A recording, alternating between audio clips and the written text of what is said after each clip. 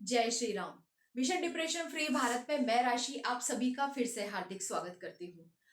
आज इस वीडियो में मैं आपको बताऊंगी कि how to deal with depression by practically.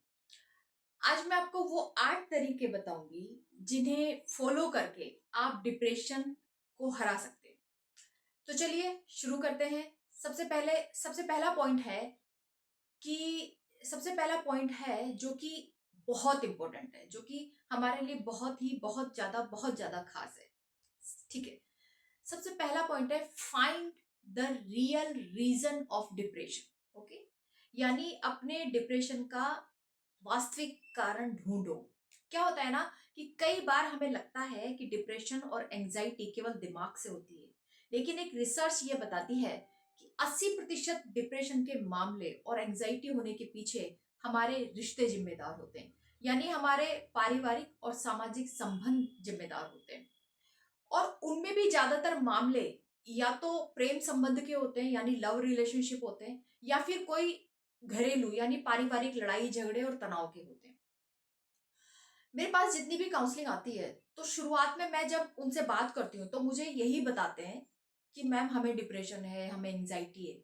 लेकिन जब मैं उनसे बातचीत आगे बढ़ाती हूँ और उनके मन को कुरेदती हूँ तो फिर सच्चाई निकल कर सामने आती है। और और सच्चाई उनके किसी न किसी पारिवारिक या प्रेम संबंध यानी लव रिलेशनशिप से जुड़ी होती है। यानी उन रिश्तों की वजह से वो तनाव और डिप्रेशन और एंजाइटी में होते हैं, क्योंकि वहां उनके रिश्तों में कुछ भी ठीक नहीं चल रहा होता है। और ह्यूमन साइकोलॉजी हमें साफ साफ ये समझाती है कि जब हमारे रिश्ते बिगड़ते हैं या जब हमारे रिश्ते खराब होते हैं तो उनका असर हमारे सीधा असर या ये कहो कि उनका सीधा असर हमारे दिमाग पर पड़ता है। हमारे सारे इमोशंस डिस्टर्ब हो जाते हैं, जिससे हमारी इमोशनल और मेंटल हेल्थ खराब हो जाती है। और जब हमारे विचार यानी हमारे थॉट्स और हमारे इमोशंस नेगेटिव हो जाते हैं तो हम बहुत ज्यादा तनाव, ओवर थिंकिंग, डिप्रेशन और एंजाइटी में चले जाते हैं। इसीलिए तो मैं बार बार लोगों के ऊपर ये दबाव बनाती हूँ कि आप ना नेगेटिव रिश्तों को छोड़ें, उनसे बाहर निकले, या तो उन्हें ठीक करें या उनसे बाहर निकले। ठीक नहीं हो रहे तो बाहर निकले। साथ ही साथ मैं उन्हें उनकी सिचुएशन के अकॉर्डिंग एडवाइस भी देती हूँ। कई बार क्या होता है ना, कई बार लोग बोलते नहीं है पर वो अंदर ही अंदर अपने किसी रिश्ते को लेकर ना बहुत ज्यादा परेशान होते हैं और डिप्रेशन में होते हैं। आप भी आप भी ना पहले अपने मन को थोड़ा कुरे दो और अपने आप से, खुद से ईमानदारी से ये पूछो कि आपका डिप्रेशन का कारण क्या है। कहीं आपके डिप्रेशन और एंजाइटी का कारण आपका कोई रिश्ता तो नहीं है। तो सबसे पहले अगर ऐसा है तो सबसे पहले उस रिश्ते को कैसे ठीक किया जा सकता है इसका प्रयास करो। और अगर आपके प्रयास के बाद भी रिश्ता ठीक नहीं हो रहा है तो उससे बाहर निकलो। और अगर वो बाहर भी नहीं निकल सकते हो, कुछ भी ऐसी सिचुएशन आप फंसे हो और आपको कुछ भी समझ में नहीं आ रहा है कि आपको क्या करना चाहिए, तो ऐसे में आप किसी रिलेशनशिप कोच से एडवाइस ले सकते हो। आप किसी अच्छे काउंसलिंग साइकोलॉजिकल डॉक्टर से बात कर सकते हो, या किसी भी ऐसे अच्छे व्यक्ति से जिस पर आपको भरोसा हो कि ये मुझे सही गाइड करेगा, तो उससे आप काउंसलिंग ले सकते हो। और आपको उस रिश्ते में बैलेंस करने में जो ऐसे व्यक्ति से बात करो जो आपको उस रिश्ते को बैलेंस करने में आपकी हेल्प कर सकता है। ओके। और दूसरा पॉइंट है फिजिकल एक्सरसाइजेस मस्ट। देखिए, जब भी हम एक्सरसाइज करते हैं तो हमारी बॉडी से ना फील गुड हार्मोन्स रिलीज होते हैं जो हमें बहुत अच्छा महसूस कराते हैं। और कोर्टिसोल हार्मोन्स जो कि हमारे तनाव और स्ट्रेस और उदासी के लिए जिम्मेदार होता है वो 90% तक डाउन हो जाता है। जब आप लगातार 1-2 महीने तक एक्सरसाइज करते हो तो आपकी बॉडी भी ना शेप में आने लगती है, जिससे क्या होता है, जिससे आपका कॉन्फिडेंस बढ़ता है। और मनोवैज्ञानिक कहते हैं कि if you look good you feel good, और if you feel good you feel confident. Okay. तो आज से ही एक्सरसाइज करना शुरू करो, जिम ज्वाइन करो और जिम में जाओ, पसीना बहाओ, फिजिकल एक्टिविटी करो। ठीक है। Third third take healthy diet. Okay. जितनी अच्छी और हेल्दी डाइट आप लेंगे उतनी ही अच्छी आपकी गट हेल्थ रहेगी। और जितना आपका गट हेल्दी और हल्का रहेगा उतना ही आपका मन शांत रहेगा। क्योंकि जैसे किसी ने कहा है ना कि जैसा अन्न वैसा मन, यानी जैसा अन्न हम खाते हैं उसका उसकी जो तासीर होती है, उसका प्रभाव हमारे मन पर डायरेक्ट पड़ता है। इसलिए जब हम बहुत ज्यादा तला भुना, स्पाइसी या इस तरह का कुछ नॉन वेज या इस तरह की कोई चीज खाते हैं तो हमारा मन भी अशांत रहता है। और जितना हम शुद्ध शाकाहारी और अच्छे फल फ्रूट सब्जियां खाते हैं, उतना ही हमारा जो मन है वो शांत रहता है। तो अपनी डाइट में हरी सब्जियां, फलों और जूस को ऐड करें। ठीक है। Fourth number, go for some shopping.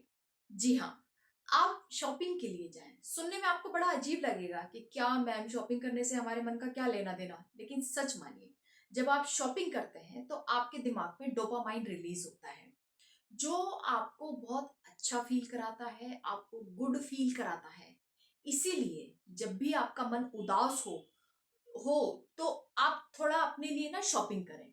कुछ नए कपड़े खरीदें, कुछ नए शूज खरीद लें, या कुछ भी घर का कोई नया सामान खरीद लें, नई सजावट की कोई चीज खरीद लें, नई चादर बेडशीट कुछ भी खरीदें, कुछ ना कुछ खरीदें जो भी आपको अच्छा लगता है।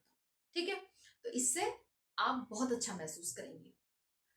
फिफ्थ है, explore the nature place. Okay, इसका मतलब है कि अगर ये पॉसिबल है तो मैं तो कहूंगी कि आप किसी ऐसी जगह पर जाएं जो पूरी तरीके से नेचर से फुल हो।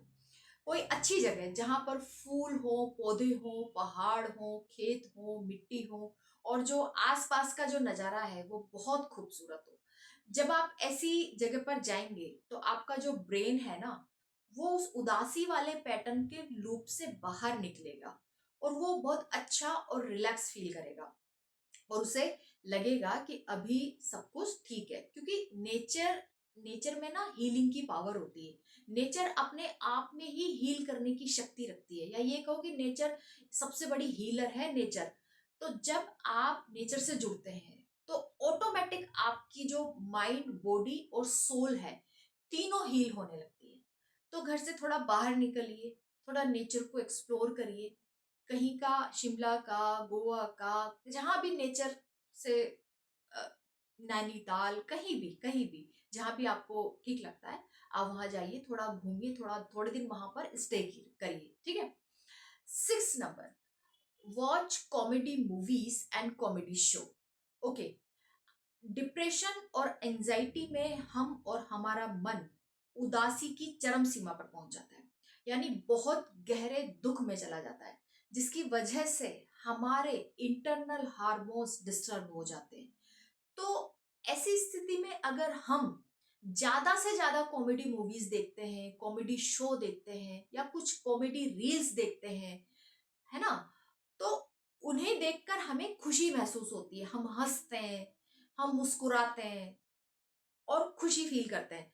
तो ऐसे में ना हमारे ब्रेन से फील गुड हार्मोन्स रिलीज होते हैं, जैसे डोपामाइन हो गया, ऑक्सीटोसिन हो गया, सेरोटोनिन हो गया, और ये सभी हार्मोन्स हमें बहुत अच्छा फील कराते हैं। तो आज से बस कुछ मत करो, बस कॉमेडी मूवी देखो, दिन रात कॉमेडी मूवी देखो, दिन भर कॉमेडी शो देखो, दिन भर कॉमेडी रील्स देखो, और दिन भर में जैसे ही अगर कोई नेगेटिव थॉट्स या कोई डर तुम्हें परेशान करे तो तुरंत फोन उठाओ और कॉमेडी शो देखना शुरू कर दो।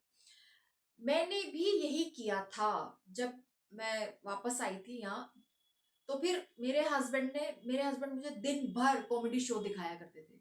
मेरे हस्बैंड मुझे दिन रात कॉमेडी मूवी या कॉमेडी शो दिखाते रहते थे, ताकि मैं खुश रहूं, ताकि मैं हैप्पी रहूं। और ये ना सबसे पावरफुल टेक्निक है एंजाइटी और डिप्रेशन से बाहर आने की। ठीक है। तो आप ये करो, इससे आपको बहुत बहुत बहुत आराम मिलेगा। सेवंथ नंबर है, सेवंथ जो टिप है वो ये है कि आप मंत्र चैंटिंग करें। यानी को आप यानी किसी भगवान का नाम जाप करें, है ना। जैसे मैं करती हूँ श्री राम, जय जय राम का। ठीक है। तो कोई विश्वास करे या ना करे, पर मेरा इस बात में पूरा स्ट्रॉन्ग बिलीव है कि जब हम किसी भी नाम को बार बार रिपीट करते हैं तो हमारा ब्रेन यानी हमारा सबकॉन्शियस माइंड के नेगेटिव पैटर्न्स धीरे धीरे टूटने लगते हैं, और हम धीरे धीरे सकारात्मक सोचना शुरू करते हैं, बहुत अच्छा महसूस करने लगते हैं, हमारे अंदर से फील गुड हार्मोन्स रिलीज होने शुरू हो जाते हैं, और हमारा मन मजबूत बनता है। यानी वो कमजोरी को छोड़कर, जैसे अभी हमारा मन क्या है, कमजोर है, फिर हमारा मन में हिम्मत आ जाती है, हमारा मन ताकतवर बन जाता है और हमारे मन के अंदर ना अपने डर का सामना करने की हिम्मत आ जाती है, उस डर का सामना करने की समझ आ जाती है, हिम्मत आ जाती है, जिसकी वजह से हमें एंजाइटी हो रही है। क्योंकि एंजाइटी के डीप कोर में अगर आप देखोगे ना, जड़ में, तो कहीं ना कोई फियर होता है। ठीक है। और सिर्फ इतना ही नहीं होता है, हमारा मन शांत होने लगता है, सकारात्मक विचार, सॉरी, नकारात्मक विचार आने बंद हो जाते हैं और सकारात्मक विचार आने लगते हैं। क्योंकि जब हम मंत्र चैंटिंग करते हैं तो हमारा जो सबकॉन्शियस माइंड है उसको सुनता है, और वो ध्वनि, यानी यानी वो जो साउंड है, जैसे हम बोल रहे हैं, जैसे अब मैं श्री राम जय जय राम बोल रही हूँ, तो मेरे कान भी तो सुन रहे हैं ना, तो मेरे कानों के साथ साथ मेरा सबकॉन्शियस माइंड भी सुन रहा है। तो हमारे मुंह से जो वो ध्वनि निकल रही है, वो जो साउंड निकल रही है, तो हमारा सबकॉन्शियस माइंड उस साउंड को, उस ध्वनि को सुनने में बिजी हो जाता है। और मंत्र चैंटिंग से हमारा आध्यात्मिक विकास भी होता है। आज और अभी से आधा घंटा नाम जप करना शुरू करो, और बेस्ट रहेगा श्री राम जय जय राम के मंत्र की चैंटिंग करो। ठीक है। एट्थ नंबर, एट्थ टिप है कि सेंट थेरेपी यूज करो। सेंट थेरेपी के बारे में मैंने अपनी पुरानी पिछली वीडियोस में भी बात करी है। दरअसल हमारी सांसें हमारे जीवन का सबसे बड़ा उपहार है। यानी भगवान ने हमें इस दुनिया का सबसे बड़ा उपहार अगर कुछ दिया है तो वो हमारी सांसें हैं। हम अपनी सांसों को कंट्रोल करके अपने माइंड को भी कंट्रोल कर सकते हैं। हम जितनी गहरी धीमी सांस लेंगे उतना ही हमारा मन शांत रहेगा। इसलिए इसीलिए तो कुछ गुरु हमें ना मेडिटेशन में सिर्फ ये बोलते हैं कि आप ना सिर्फ अपने अंदर बाहर आती जाती सांसों को ऑब्जर्व करो, डीप ब्रीथिंग करो, गहरी सांसें लो, धीमी सांसें लो, है ना। ये एक सांसों का मेडिटेशन होता है। अगर कोई व्यक्ति हर दिन 1 घंटा गहरी सांस लगाकर ध्यान करना सीख ले तो ना उस व्यक्ति की चेतना धीरे धीरे ऊपर उठने लगती है। यानी उसकी उसकी जो कॉन्शियसनेस है वो बढ़ने लगती है, और जैसे ही कॉन्शियसनेस बढ़ती है तो क्या होता है, समझदारी आती है, विवेक आता है, बुद्धि आती है, ज्ञान आता है, समझ आती है ना। एक सही तरीके से देखने, सोचने, समझने की शक्ति मिलती है। तो उठने लग ये माइंड को कंट्रोल, और चेतना जब ऊपर उठती है तो हमारा माइंड भी कंट्रोल में आ जाता है। तो आप ना इस चीज को शुरू करने के लिए सेंट की हेल्प लें। सेंट को ना एक हैंकी पर लगाकर अपने नाक और मुंह को कवर करके ना लेट जाए और गहरी सांसें ले, गहरी सांसें ले, है ना। और इस अभ्यास को आप रोज 15 से 20 मिनट जरूर करें, जरूर करें। इट्स अ वेरी मस्ट, मतलब बहुत जरूरी है। ठीक है। तो ये थे वो 8 प्रैक्टिकल तरीके जिन्हें फॉलो करके हम डिप्रेशन और एंजाइटी को हरा सकते हैं। बाकी तो देखिए, हमारी विल पावर का रोल होता है। जितनी अच्छी हमारी विल पावर होगी उतनी जल्दी हम इन सब चीजों से बाहर आ जाएंगे। ठीक है। तो आज के लिए इतना ही। जय श्री राम।